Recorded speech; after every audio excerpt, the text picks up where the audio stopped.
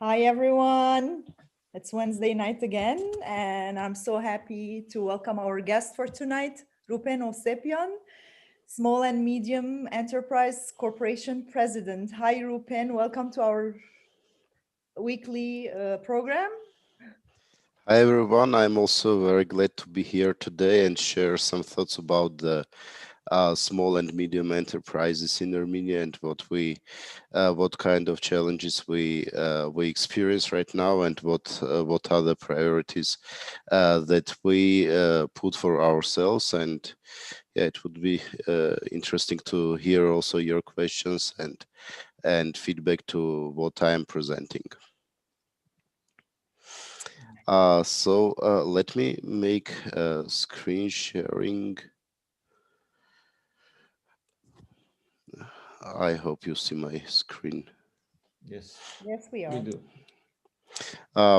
Okay, so today I am going to talk about these topics. I will briefly present my experience and what kind of profile I have and how I appeared in this SME Cooperation Association. I will also talk about one of the projects founded by SME Cooperation Association. It is called IRIS Business Incubator. I know that the executive director of IRIS would be presenting their operations next month, but still I think that it would be important that we talk about this. Then I will present some interesting statistics about SME sector in Armenia, and I think that these numbers would provide some fresh view on what is going on in Armenia, and honestly, I think that there are some concerns with these numbers. And then we will talk about the challenges that we face. And also I will present the SME Cooperation Association strategy in terms of development and our goals that we uh, mm, put for ourselves for the next couple of years. And today's presentation is about rising awareness about ourselves. And I would like to use this opportunity to present these important aspects. And also, I hope that this information will help the members of the group to be aware about us. And I would like to also um, act as a partner for you in case any of you have any type of problems with setting up an SME in Armenia, or you have an SME and there are some problems with the state authorities. This is the exactly the place where we can help and lobby the interests of SMEs and also help with implementing all the requests and processing with the state authorities in time. Yeah, Meanwhile, and also, yeah. meanwhile, if anyone has any questions, please type in the comment and I will ask Rupen for you. Yes, I would discuss with Lilith and Nishan how to handle the questions. So the general strategy is to have the questions answered in the end of the presentation. However, if there is any point in the presentation that you did not get, or there is something unclear in the messages that I convey, please feel free to ask, and I will answer the questions right at that moment to make sure that the presentation is going really smoothly and all questions are answered in time. Um, so let me provide the a little bit overview of myself. So I started my career at IT company called Instigate. I think that many of you heard about Instigate. I joined Instigate team in 2006, and I was just back from the military service. And I started as a junior economist, and I was helping the company to understand and streamline the business flows, financial flows. And I remember that the first topic that I was asked on the interview was the following: that the company has some plans in the beginning of the month of or year, and they expect to have some results in the end of that period, and then the period ends and they find out that the real numbers are very much different from what the company has on the bank account, for example. And they asked me to understand what is the reason for this problem. So I made an analysis, and the result was the following: that the company needs to have a budgeting system to manage the financial flows properly. And after that, I became responsible for budget planning, and after some time, I was promoted to the position of the CFO. And during my time as the CFO, the company grew very rapidly. For example, when I just joined the company, it was a team of 54 people, and a year later, the team grew to the number of 144 people. And Instigate grew from a single company into a group of connected companies and subsidiaries and R&D centers. And at this moment, Instigate has more than 10 engineering centers across Armenia, including Artsakh. They also have engineering center in the Javakh region of Georgia, and they also have representative offices worldwide in Europe, in USA. And this is very much important, and that's why I am so much focusing on instigate experience. It is the following: the founders of the company were realizing the importance of having proper financial management, for example, and this approach to managing the business was one of the key parts of achieving a success. They also have very bright ideas about HR management, HR policies, and overall development strategy. And this is what differentiates Instigate from other companies in Armenia. And I think this approach to the company management is very much lacking among the SMEs in Armenia. And to some extent, I see my mission in bringing this experience to the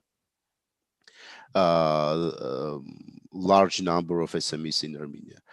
After being the CFO, I was running two spin-off startups founded within Instigate Group. One of them was dealing with building systems for industrial automation, including some applications that assume development of unmanned aerial vehicles.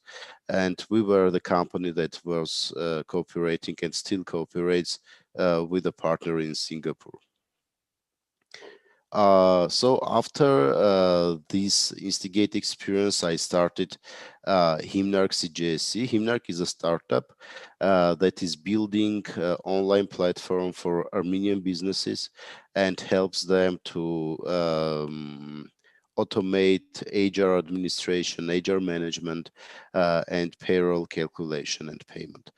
So basically, Himnark provides a system that anybody who has internet and does not necessarily has knowledge of how to prepare HR documents or how to calculate the salary, this person would be able to smoothly streamline that operations on his or her own, and there will be no need for attracting professional consultants for doing that job. This is our value proposition for small companies, and for larger companies, we provide a system which is acting as a platform for keeping employee documents, employee data, and also helps the companies to convert from focusing on developing manual stuff like paperwork or calculation of the salary and convert into a people-oriented company that is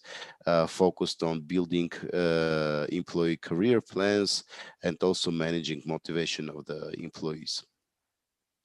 And with Himnark, we were successful in terms of raising capital from international group of angel investors. And now we cooperate with the international accounting firm, which is called Grant Thornton.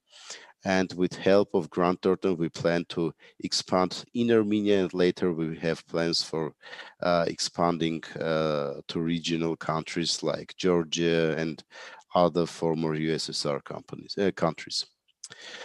Also, I am cooperating with a company called Dimension Investments.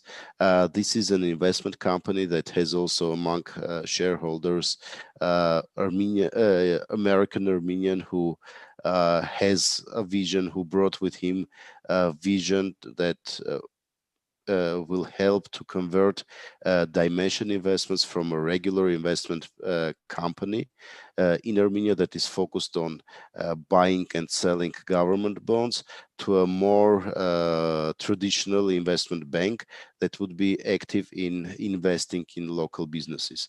Our focus are the large companies that have annual profits, EBITDA in financial terms, larger than $500,000 per year. So I am also teaching in American University of Armenia, and the topics, also the key parts why I am here today. I am the member of SME Cooperation Association since 2016, and since then I was the board member, and in 2019 I was elected as the president, and I'm serving in this position since 2019.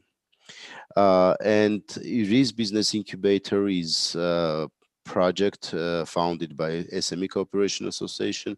It is a separate foundation, and SME Association is one of the co-founders. Another co-founder is Armenian Caritas organization, and we are backed in funding by EU and Red Cross Society.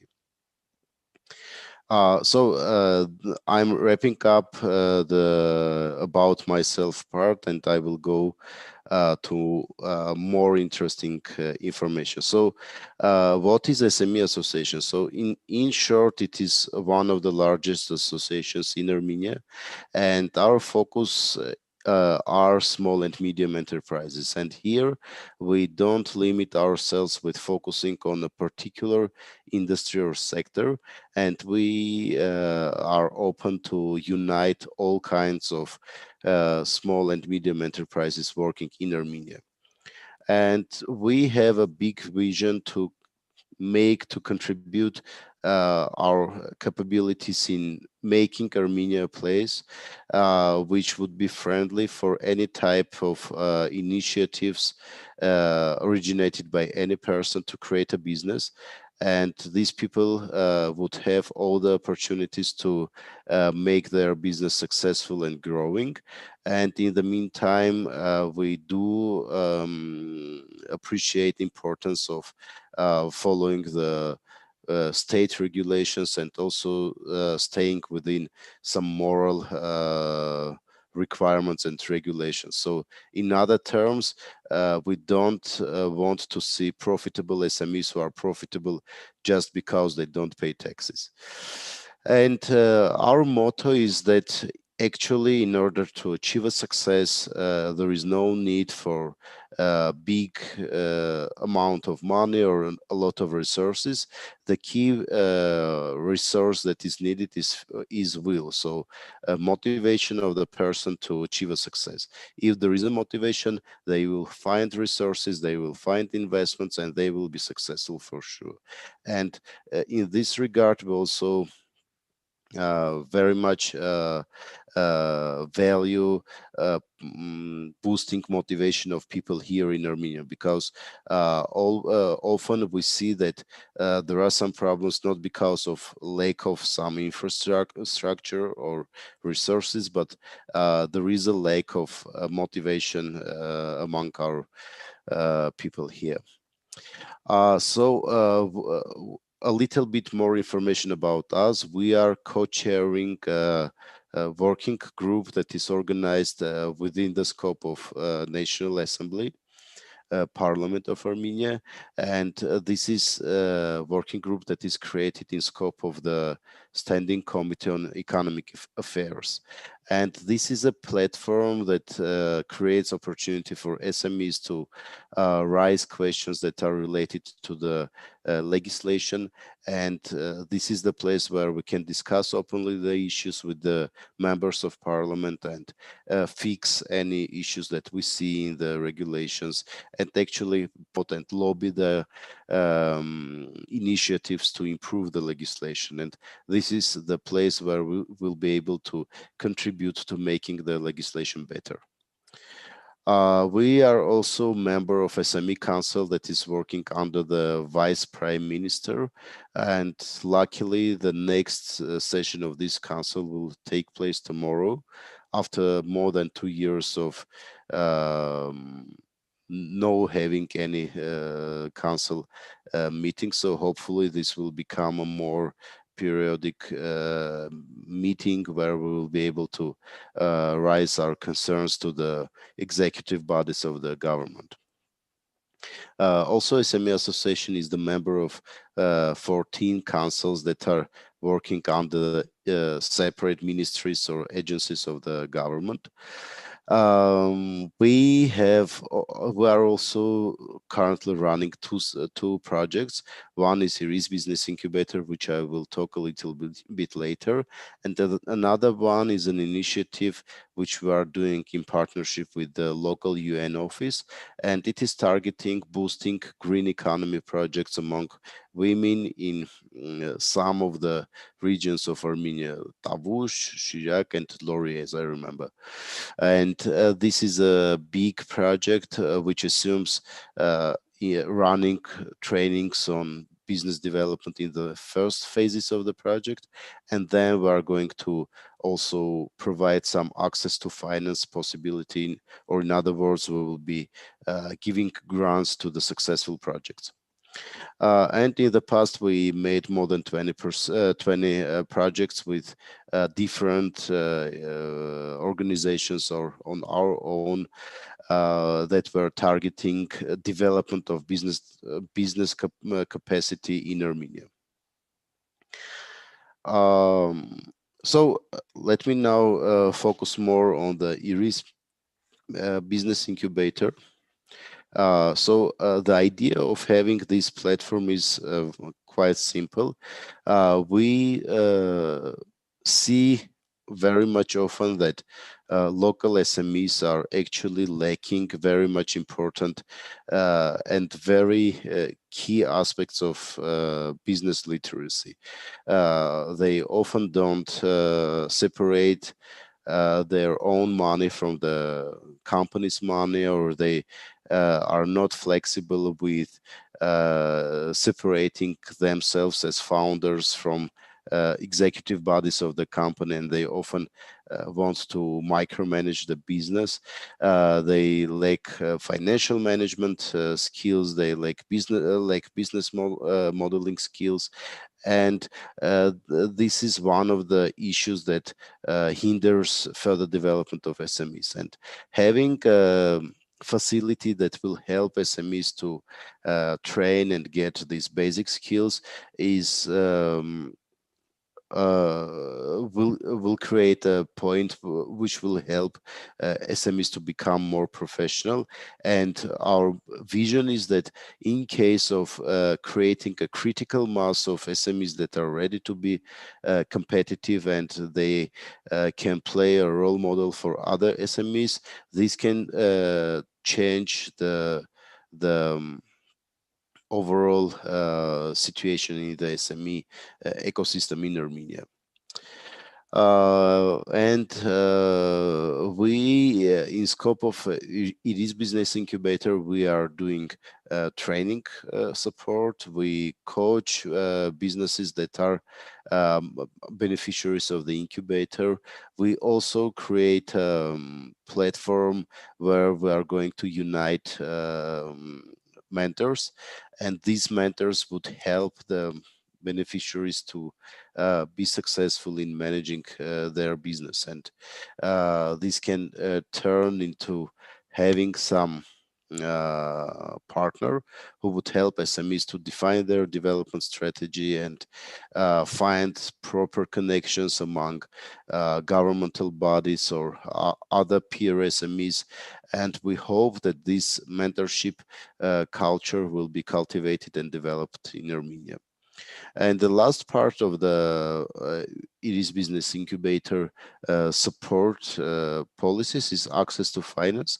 And in other terms, IRIS Business Incubator provides grant and loan funding to the beneficiaries who passed all these stages of the incubation process, and they passed training processes, and they are ready to be invested.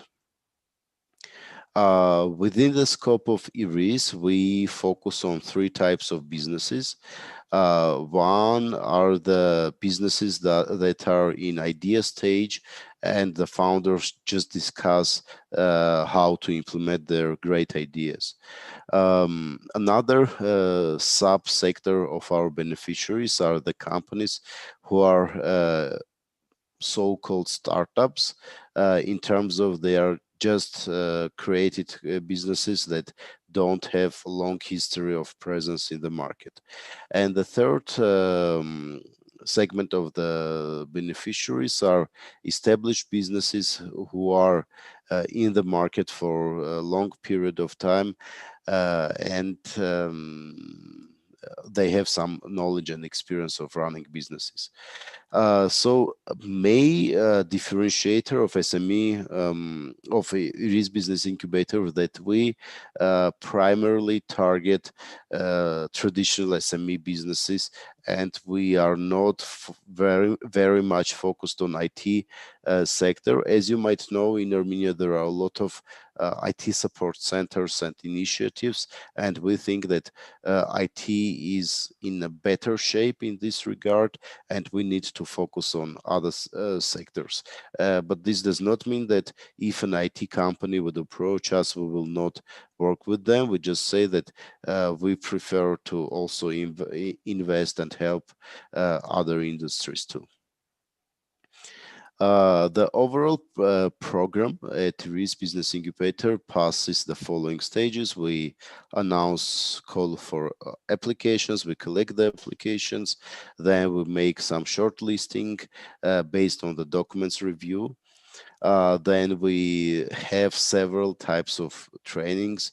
First one is some introductory trainings that we call pre-pitch training. Then beneficiaries pass several trainings and workshops on designing business models that will help them to better understand on what they should focus on while elaborating their ideas. Then they are invited to pitch their business models to jury members that are independent professionals who just evaluate how the guys are pitching and how much they went ahead in terms of elaborating their business idea.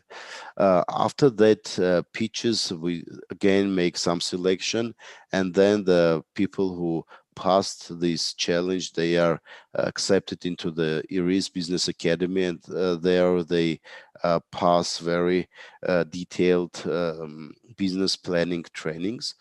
And then they make final pitching, and after that the eligible candidates are granted funding, and the funding is provided in terms of loan and grant, which is actually a gift. And the loan is provided with beneficial terms that are different from regular terms offered by local banks. And as mentioned, the value adds of Iris Business Incubator are the following. We act as an ecosystem where the beneficiaries can not only get this business development trainings and funding, but also they can find partners for themselves or find market for themselves. And this can become a matchmaking facility for our beneficiaries. Also, this can serve as networking platform where they can create important connections.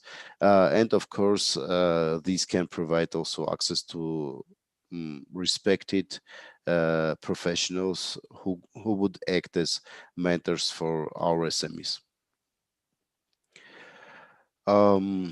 Yeah, so let's go over the SME statistics. This is something that generates concerns for me. So according to the official data announced by the Armenian statistical governmental body, there are about 100,000 SMEs active in Armenia, and large companies are a little bit more than 100 companies. And these 100 companies are generating about 40% of the total revenues or turnover that is generated by all these companies. Also, there is a report created by the tax authorities, and this report includes the top 1,000 taxpayers. So this list includes these 135 large companies and SMEs who are paying a lot of taxes. So these 1,000 companies are paying about 70% of all taxes collected by the local government. And about 31,000 businesses don't have employees.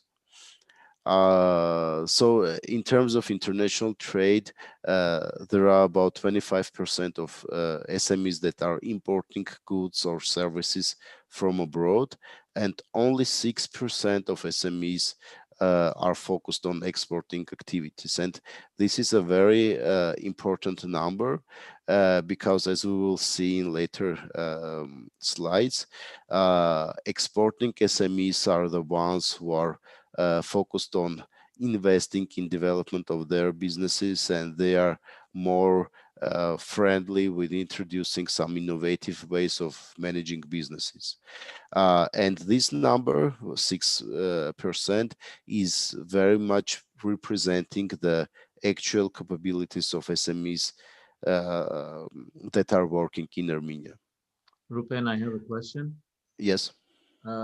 I was wondering how the percentages that you spoke about, the 37% of the generated revenue is by the 100 top companies, and the taxes that are paid 70% by the 1,000 largest taxpayers. How does that compare with other regional countries, if you know, and how does that compare with, let's say, places like the US or European countries? Do you have any comparative data to give us an idea where Armenia falls? I don't have exact numbers in terms of the number of SMEs and the overall structure of SMEs vs large companies. It is falling in the general structure, and most part of the companies registered in any country are SMEs. On the revenues and taxes paid, I don't have exact numbers. But this is a good question, and we will follow up on this and make comparative analysis with other countries. But in general, why this is important, because, for example, when we divide the total revenue of large companies to the number of companies and number of employees employed by these companies, and do the same math for the SMEs, we see that in average, large company is more productive by 40% rather than SME. And maybe this is also in line with the international practice, but I see a potential for growth here. And I think that we need to find out what is the difference between the SME and large company, and sorry, and help SMEs to get the missing skill. And what our analysis shows, the key part here is to focus on work with the founders of SMEs, who are the ones who mainly manage their businesses, and increase their knowledge and literacy. So Susan is asking, what is SME? SME is a small and medium enterprise. So it stands Yeah. for small and medium enterprise. Business Yes, enterprise. Yes. sorry, I did not disclose the abbreviation. Small business, in other terms. Yes. Thank you, Rupen. Thank you. Yeah, you're welcome.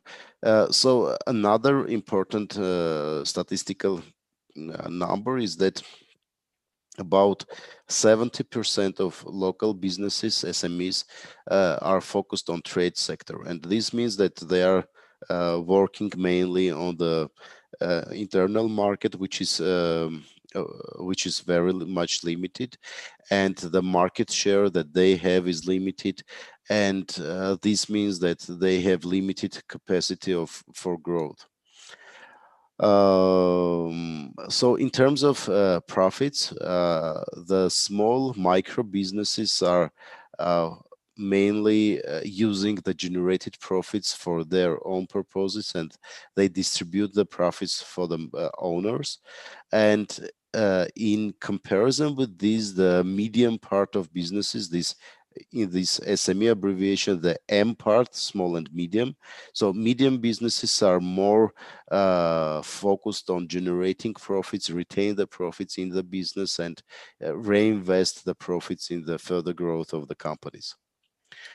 Rupen, there is a Yes. question here that asks, do you have any data as to what industry generates the most revenue for Armenia? And by the same token, what industries uh, uh, pay the most taxes? Uh, Um, you have that? yes, I have the data, but I don't remember the numbers right now, but I can share this with you. We create a spreadsheet that includes all these statistics from the reported numbers. We will review and share the data with you. However, in terms of revenue, as the 70% of the companies are in the trade sector, I think that the most revenue generating part is the trade sector. But let us review the numbers, and I will share it with you after the call, and you will share with the group members. Just a quick comment about your second bullet point here, the international trade. The fact that only 6% of SMEs are exporting, that seems uh, that seems like that could be a lot higher based on what we have seen in the last 3 months from our group. Yes. Um, Yes, and this is the place where we can focus on and make some qualitative changes in the way the SMEs work in Armenia. And then a little bit later on, we can discuss, what are some of the obstacles in improving that number, increasing that number, because from our, micro experience, if I can call it that, um, there are a lot of products that can be imported from Armenia, except they don't have the international market. Maybe it's a marketing issue, maybe it's a availability of customer issue. Mhm. With our group that we've started about 3 months ago, we've seen that whenever there's a client, there are products that can be exported. They just need to have the marketing capability of marketing to the international community and not think more locally and more at home. Do you agree? Uh, I agree with this, and also I think there is a lack of proper infrastructure for uh, actually physically exporting the products out from Armenia. I know that you are now working on building a platform for having a marketplace for this, but I also know that in the past there were attempts to create such platforms, and it didn't work because the business model of marketplaces assumes generating profits from returning customers. Like Amazon is focused on creating a m- marketplace where people will be returning and buying and buying and buying more and more products. And when they buy as much as possible, at that time, Amazon is starting generating profits. And the platform that was built in the past in Armenia, for example, they were selling some souvenirs from Armenia. And the reality was that a customer buys this one time and that's it, because they don't need this kind of products very much often. And also another issue was that, for example, we have a very tasty tea produced, manufactured in Armenia. And it is the cost is about $2. But it is taking more than $10 to deliver these products to, for example, Europe or USA. And here I think that we need to unite with all groups and associations working in the sphere and talk with the government to create an infrastructure that will smooth this process of exporting the goods. And I think we have the necessary capacities in Armenia to have this kind of infrastructure set up. Thank you. Yeah. Thank you too. Yeah, so also I would like to talk a little bit about this last part. Probably it is okay that most part, 94% of businesses are micro enterprises in terms of their scale. But what makes me to be worried about the situation, it is the following. As you might know, in Armenia, we have two this is an example of these legislative issues. We have two tax regimes. Regular regime where the companies are paying value add tax and corporate tax out of their profits. And these tax scheme is quite complicated, and the companies need to have a good accountant that will make tax returns correctly and reduce the risk of tax audit and penalties to a possible minimum level. And taking into account this complexity of profit tax and value-add tax calculation,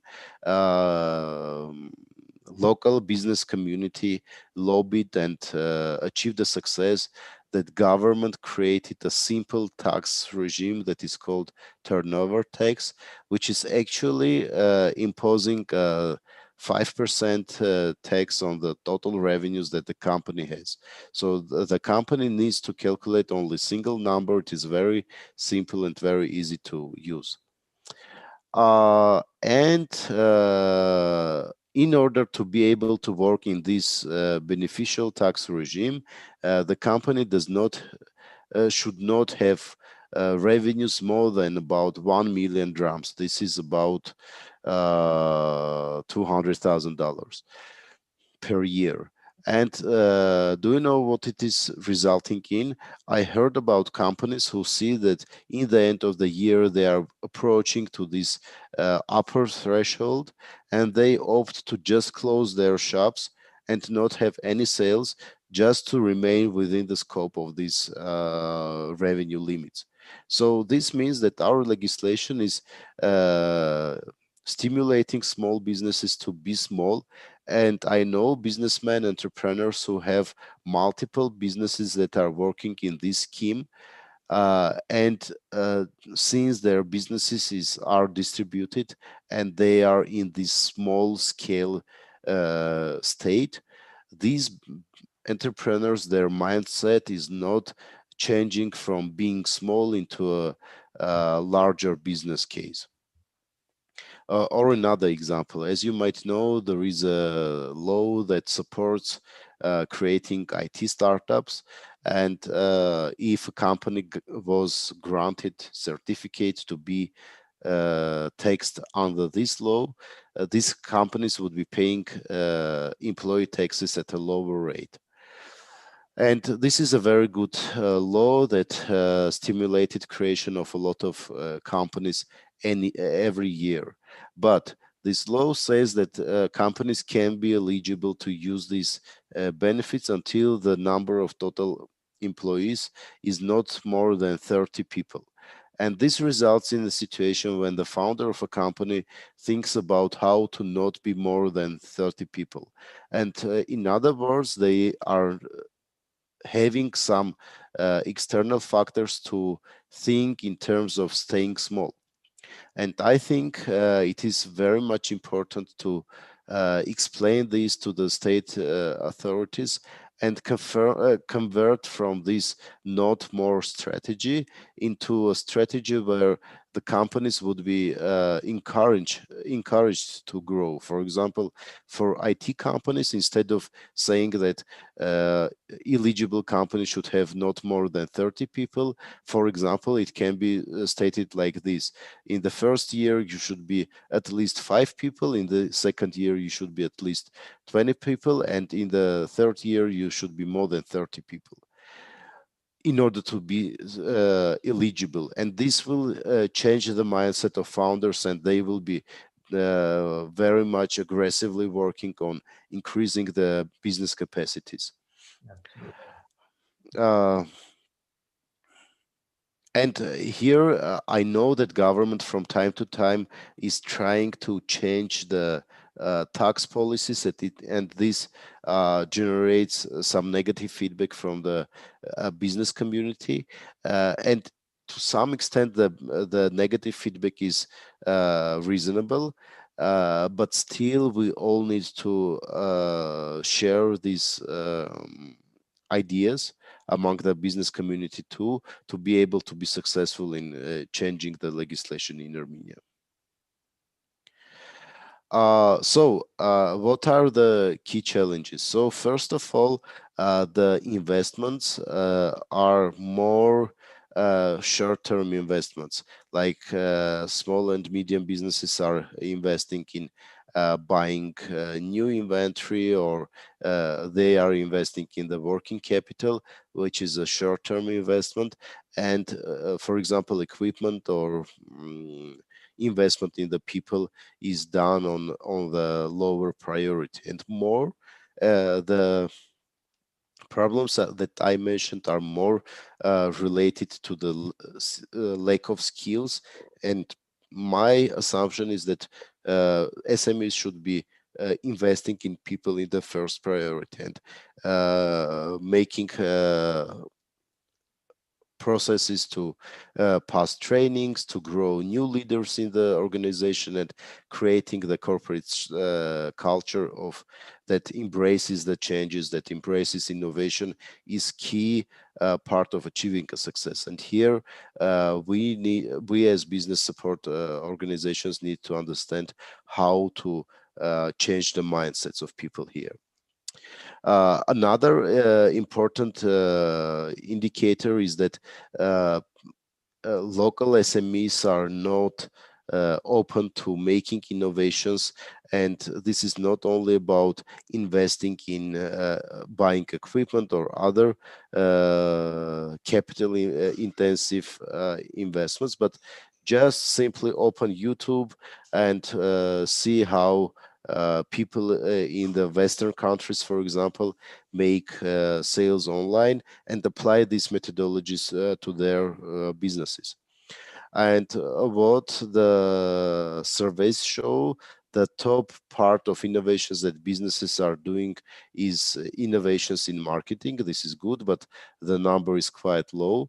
Then they invest in manufacturing processes, and then we have a very low numbers in investing, for example, in bettering the management processes in the companies. This is also another place where we can focus on and stimulate growth of SMEs. It is about importance and encouraging businesses to make innovations in their day-to-day operations. And as I mentioned on the last slide, the most part of exporting SMEs are making innovations in their businesses, and this is simply because they are working on the foreign markets and they need to be competitive to be successful there. So this is a very good explanation of why we should focus on boosting the number of SMEs who are exporting. Yeah. Are there any government or NGO driven initiatives to support women-owned businesses? This model has worked very well in Africa and other developing markets like Asia. Yes, there are a lot of initiatives. I know recently I posted a similar question on my Facebook and asked people about what are the initiatives that are focused on promoting businesses founded by women, and I got a lot of feedback from my friends, and there were more than different initiatives run by different organizations. Uh, Also, if I am not mistaken, there are some programs run by the governmental bodies that also encourage the businesses founded by women. I think that there is a strategy here, and I also think that the last war with Azerbaijan showed the importance of having businesses run by women, because in the time when all men are going to the army, we need to have working businesses, and changing the structure of the businesses and having more businesses run by women would reduce the risk of stopping any kind of operation, since the founder or executive is in the army at that point. All Nice. right. Uh, Yeah, so this is the last slide that I have in the presentation for today. This is about SME Cooperation Association's strategy of development. So we have several objectives. First of all, and this is something that I am constantly talking in the interviews and meetings with the governmental bodies, it is the fact that local SMEs have to increase their competitiveness level. They need to invest in being more competitive. And This is a sensitive topic. For example, I very much like messages like we need to support the local producers, but I think that this is a type of marketing message. This creates a positive and emotional connection with the company, but the company itself should not build its strategy on this single message of being a local business. They in the first place, they should focus on becoming more competitive, because actually customers need to have some of their needs fulfilled, and in the end of the day, they don't care about whether it is done by a company that is Armenian or not. And if they constantly have negative feedback on the quality of the local producers, at some moment they will convert and will start using other products. So again, it is very much important to promote the idea of buying Armenian, but the businesses themselves should understand that they need to use the proceeds from these patriotic people to becoming more competitive, and not use this to distribute the profits among the co-founders of the business. Another important objective is the increase the number of SMEs that are exporting. And this is very important, because local SMEs are focused on the local internal market, which is very small. Total population is a little bit less than 3 million people, and it is apparently showing the low level of the market size, and help them to go out to the foreign markets to have bigger market shares in terms of in monetary terms. And as we saw, the SMEs that are focused on exporting, they need to be more innovative, and they should be more open to the investments, and this will result in becoming more competitive. And also it is very important. So Armenians, are quite traditional people. And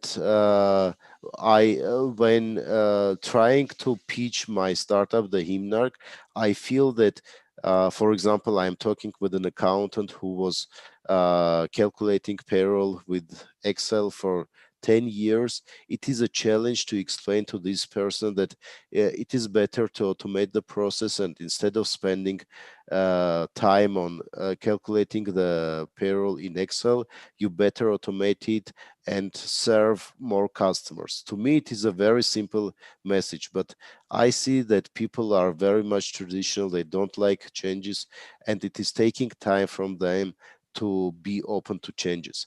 But reality is that our environment is very changing.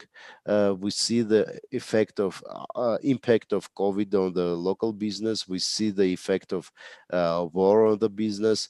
And in order to stay alive as business and stay competitive, businesses should encourage their employees, their founders, to introduce changes and innovations in their activities on the actually daily basis.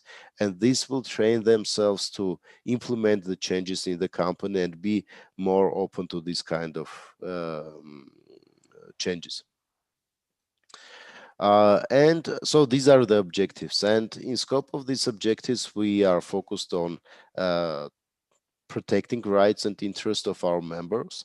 And we had success stories when, for example, tax authorities imposed some penalty to our members, and it was done incorrectly.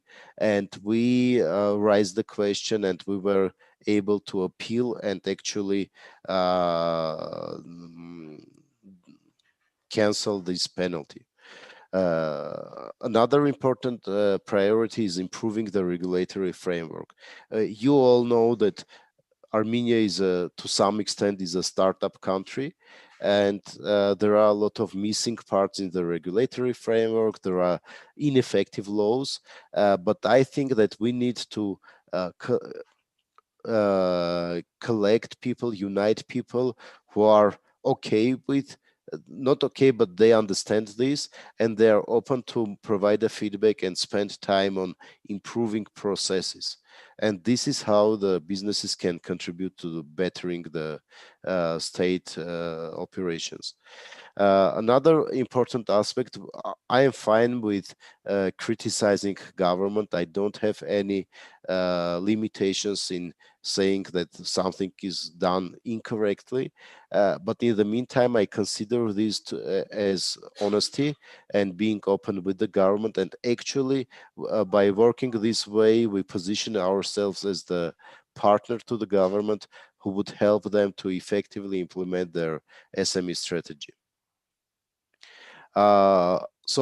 Another part is more related to the relations with the members. So we are providing the trainings and growth workshops.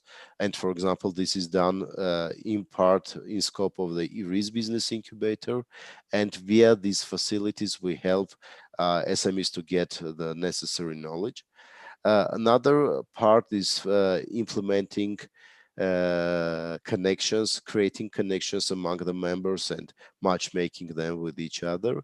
And the last part is just sharing the best practice knowledge with the members and helping them to do the business correctly. So this is the key parts of our development strategy that we think will help us to achieve our vision and have the Armenia, the country where the small businesses are created oftenly, and in case of doing it correctly, the businesses can grow, be profitable, and actually contribute to making our homeland a better country to live in.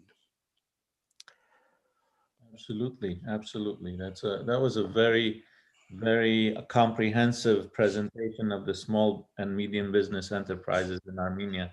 I certainly learned a lot, and I will have some questions. I'm going to have Lilith. She has a question. So Alim here is asking, I have the same question, Rupen. How do you see Buy Armenian as a potential supportive partner with Small Medium Enterprise Association? I consider this first presentation as an introductory meeting, and my goal would be to use this opportunity to formalize our relations and become one of the key partners for the Buy Armenian to actually find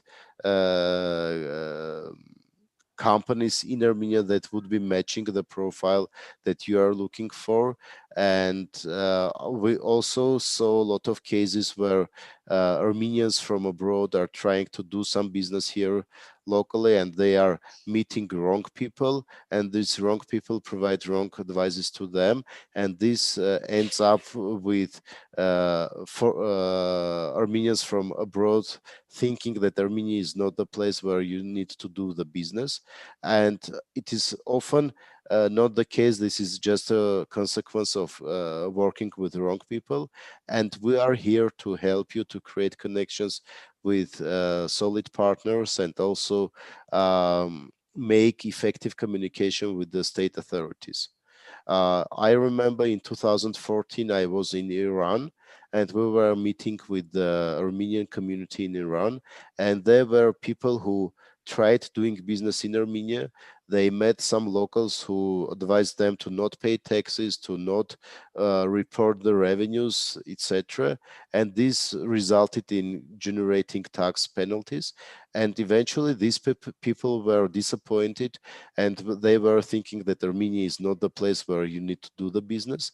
But the reality was that they just did not met correct people, and they did it all wrong. So we can help in this regard.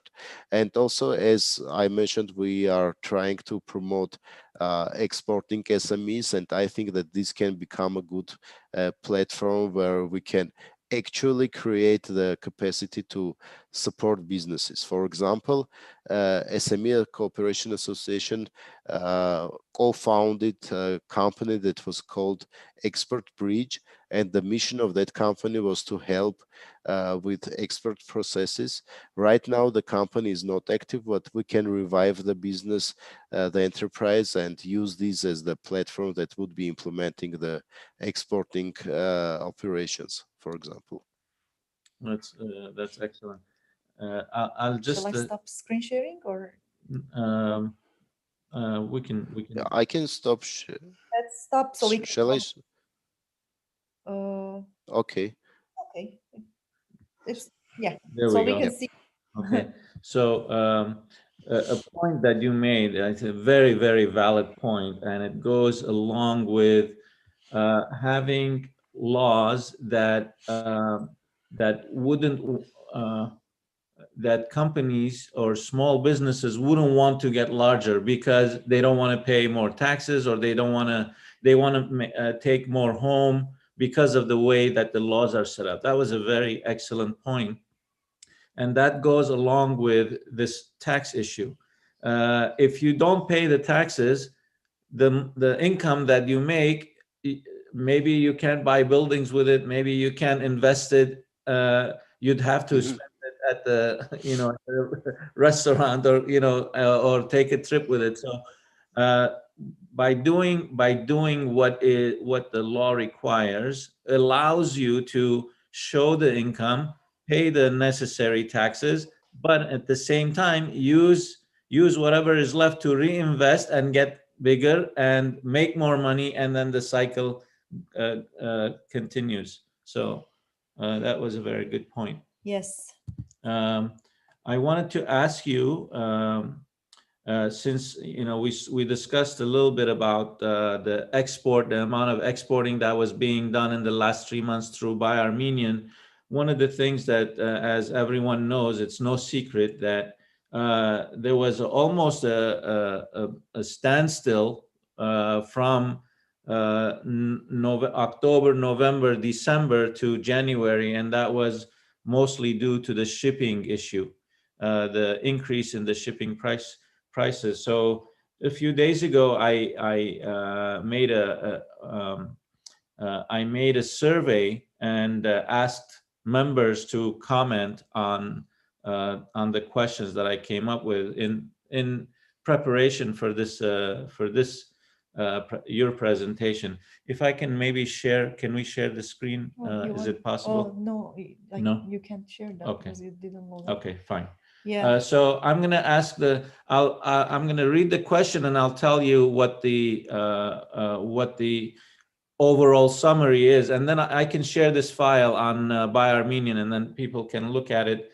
We need more participation, though. We do every need single more participation, but we've yes. got about 55 people who answered. It's a micro presentation of what the generality is, but I think we can get a pretty nice presentation of what the responses were. So first question was, has the increase in the shipping rates affected your business? And there were overall there were 52 people who responded, and 92% out of the 52, 92% said that they agree or strongly agreed that it affected their business. That's I think that's a very telling number. The question 2 was, how many packages do you ship outside of Armenia? And there were 55 people who answered that, and 1 to 10 packages was about 60%. 11 to 25 packages was about 25%. 26 to 100 packages was 12%, and about 4% had over 100 packages sent. Question 3 said, what shipping company did you use before December 2020? And out of 53 responded, 50 of them said they used HighPost.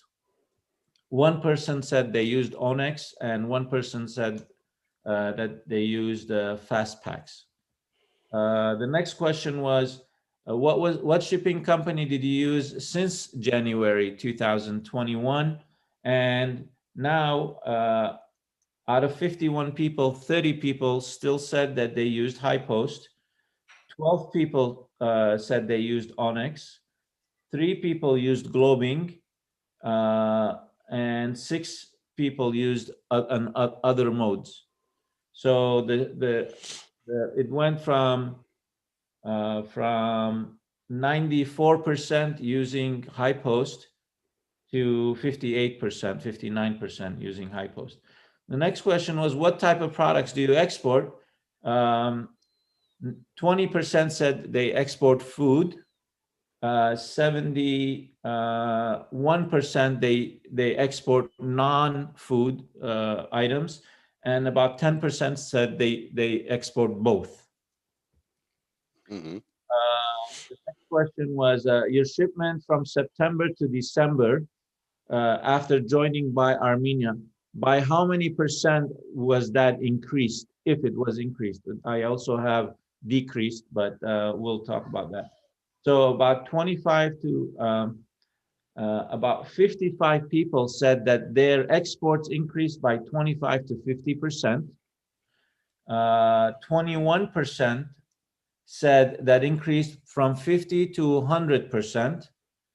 And about 20% said that increased by more than 100%. There were 2 people that said that it decreased by 25 to 50%, and no one said that it decreased by more than that. So the vast majority, I would say about 75% of the people said that their exports increased from 25 to 100%, and 20 people more than 100%. Question. This is impressive. The next question was the volume of the shipment starting from January 2021, the volume of the shipment, what happened to it? About 30% of the people, 15 people, said that it increased by 25 to 50%. And this was an interesting number for me. And we have about 40% of the people, it said it decreased from 25 to 100%. About 40%, it decreased. There's an interesting number here, and I put the question in on purpose.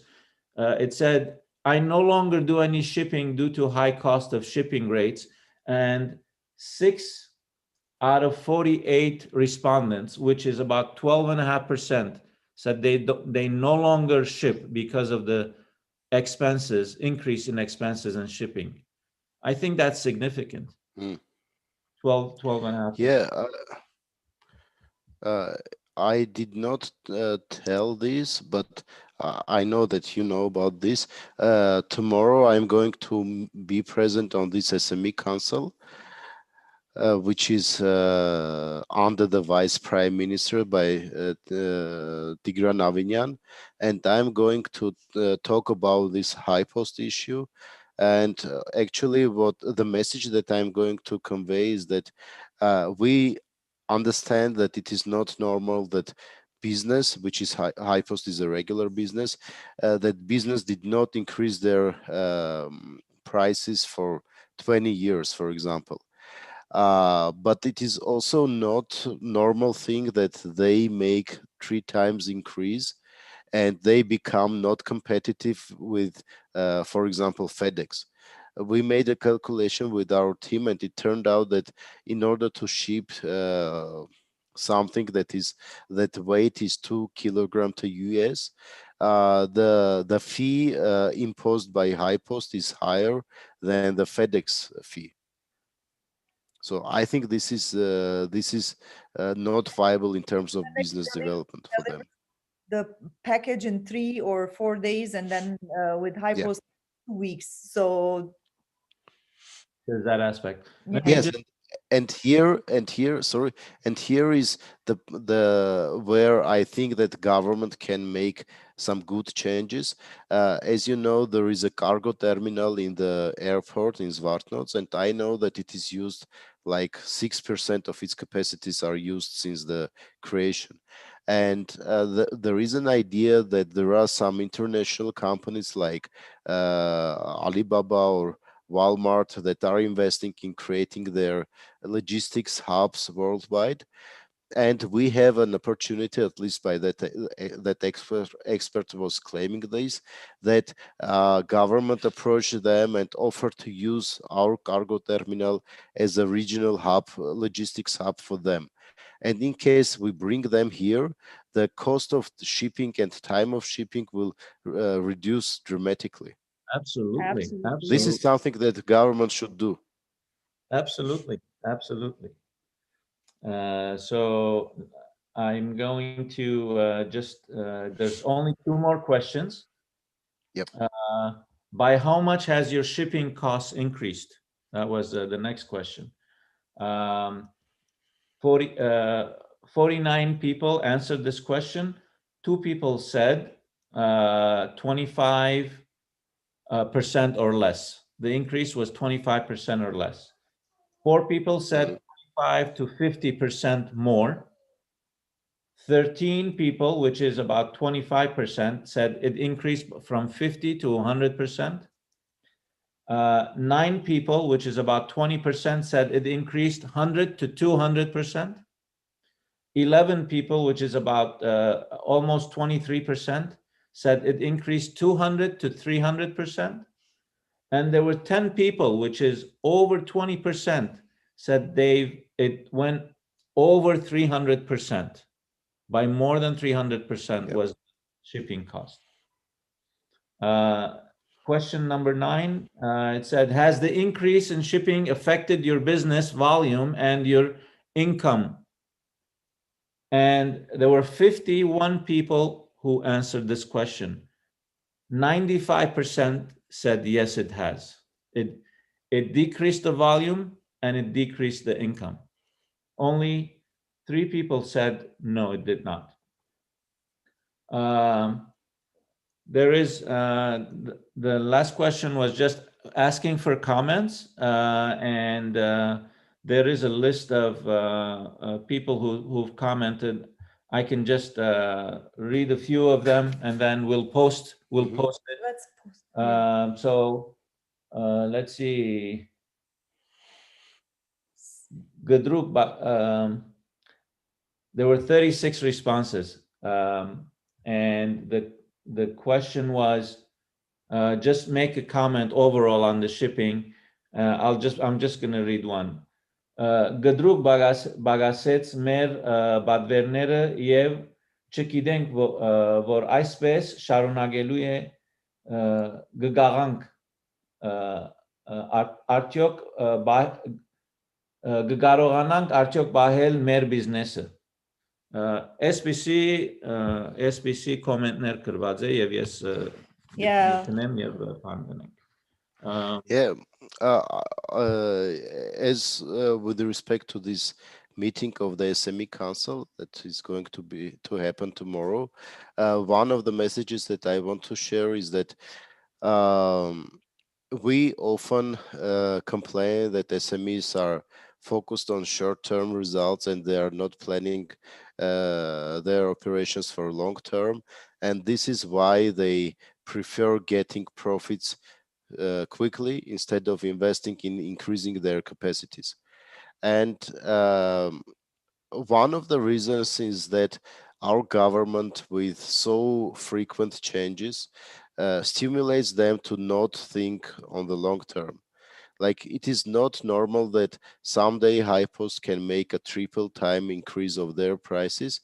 And this means that the businesses are not able to just plan their business for even several months, because you don't know what would happen next month. And this is something that creates some behavioral patterns in Armenia, and we need to be careful with doing these kind of big changes. Exactly. Yeah. All right. Well, I'm glad we're gonna have. Is it Anush? Narine from Terzian is Narine. guest from. So we have her as the guest too. Iris Business Incubator. So we will get a little bit more on that when she presents it. But this was a really, I think this presentation for small business owners and medium business owners in Armenia, it was exceptionally well prepared. And I'm glad to have heard that. We hope to work together in order to improve the small and medium businesses and why not even the large businesses in Armenia. Our focus is to improve the Armenian economy by any way that we can. And I think these kind of presentations really give us an insight on how to go about doing that. We appreciate your time and your expertise. Thanks a lot for creating this opportunity. I am also very excited about this event and the opportunity that I had today to talk about our challenges. And I hope this will also create necessary grounding for making our cooperation more active. And if any of the people who are involved in the Buy Armenian are small businesses, I just invite to follow us on Facebook or contact us via our website and see how the SME Cooperation Association can help them in doing their business more smoothly and better communicating with the state authorities. Very good. Or even helping with fixing some problems that are generated by state authorities. Thank you very much. Thank you for your help. Thanks a lot. All right, everyone. Have a good night.